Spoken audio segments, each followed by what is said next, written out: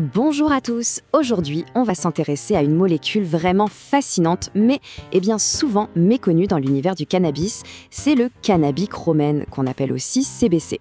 Allez, on explore ça ensemble, c'est parti. Alors c'est vrai, quand on pense aux composés du cannabis, il y a deux noms qui écrasent tout le reste, le THC et le CBD.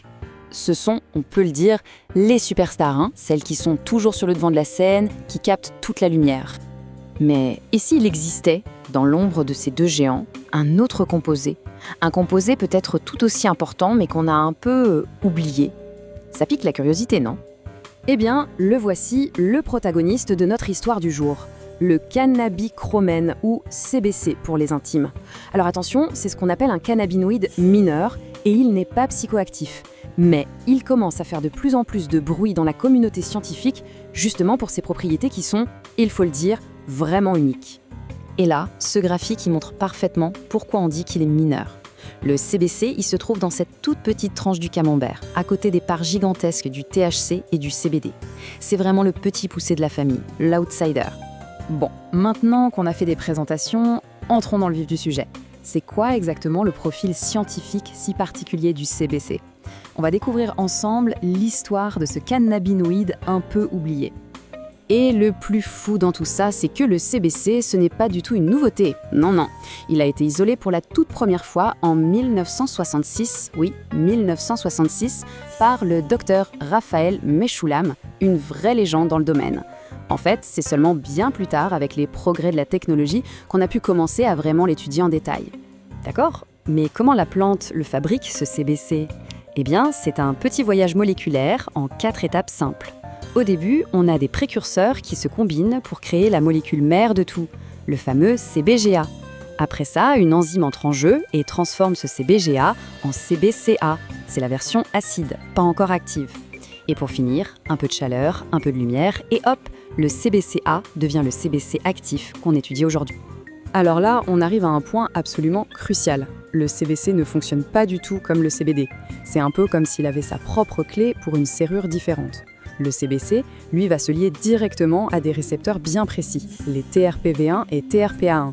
Pour faire simple, imaginez des petits interrupteurs pour la douleur et l'inflammation dans notre corps. C'est là que le CBC agit directement. Le CBD, lui, passe par d'autres chemins. Et ce mécanisme d'action si particulier, forcément, ça ouvre des portes incroyables.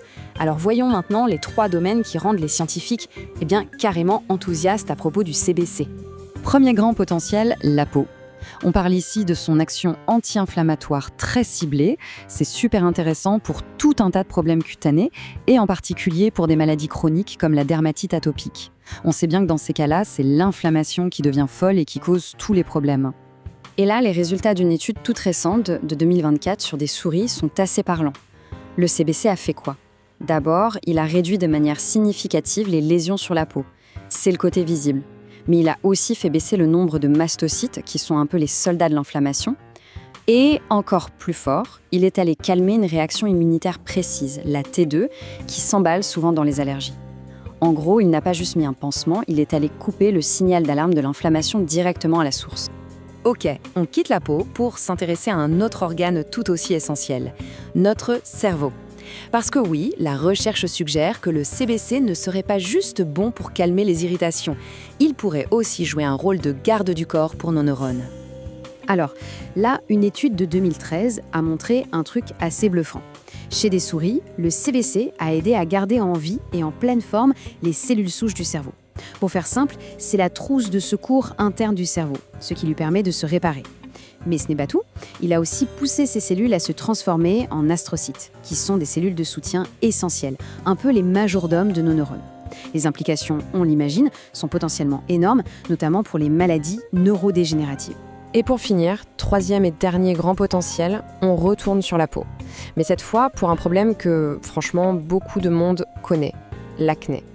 Et là encore, le CBC s'annonce comme une solution hyper prometteuse, parce qu'il ne se contente pas de faire une seule chose. C'est là que ça devient vraiment malin.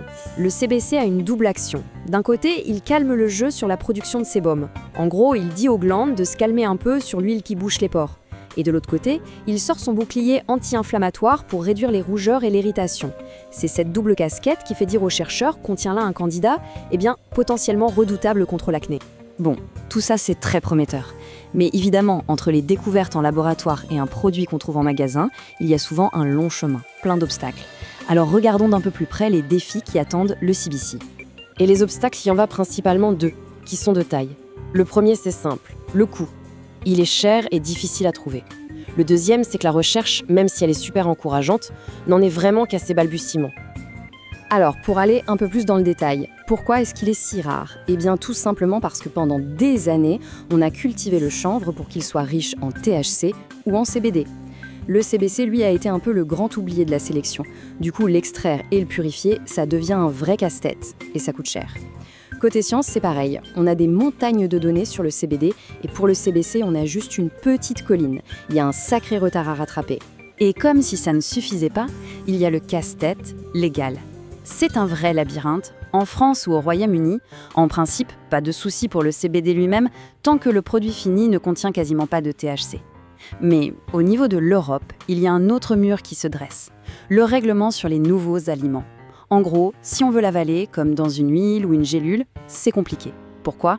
Parce qu'on n'en consommait pas avant 1997. Du coup, il faut passer par toute une série de tests de sécurité, longs et très, très chers. Alors avec tout ça, quel avenir pour le CBC ? Est-ce qu'il peut vraiment passer de son statut d'outsider, de cannabinoïde mineur, à celui de poids lourd ? La feuille de route, elle, est assez claire. Il y a 3 grandes étapes. 1. Il faut absolument passer aux essais cliniques sur les humains, c'est non négociable. 2. Il faut que les agriculteurs développent de nouvelles variétés de chanvre, des super plantes riches en CBC, pour faire baisser les prix. Et 3. Il faut être malin sur la façon de l'utiliser, par exemple en créant des crèmes et des lotions super efficaces. Bon, si on devait résumer tout ça en 3 points essentiels, voilà ce qu'il faut retenir. Premièrement, le CBC est unique. Il n'est pas psychoactif et il a sa propre façon d'agir, bien à lui. Deuxièmement, son potentiel est immense pour l'inflammation, pour le cerveau, pour l'acné. Les pistes sont sérieuses. Et troisièmement, le marché est là. Il est en train de naître, mais il est freiné par des obstacles bien réels. Le coût, la rareté et le manque de données sur l'homme. Et donc, on termine avec cette question, qui reste grande ouverte.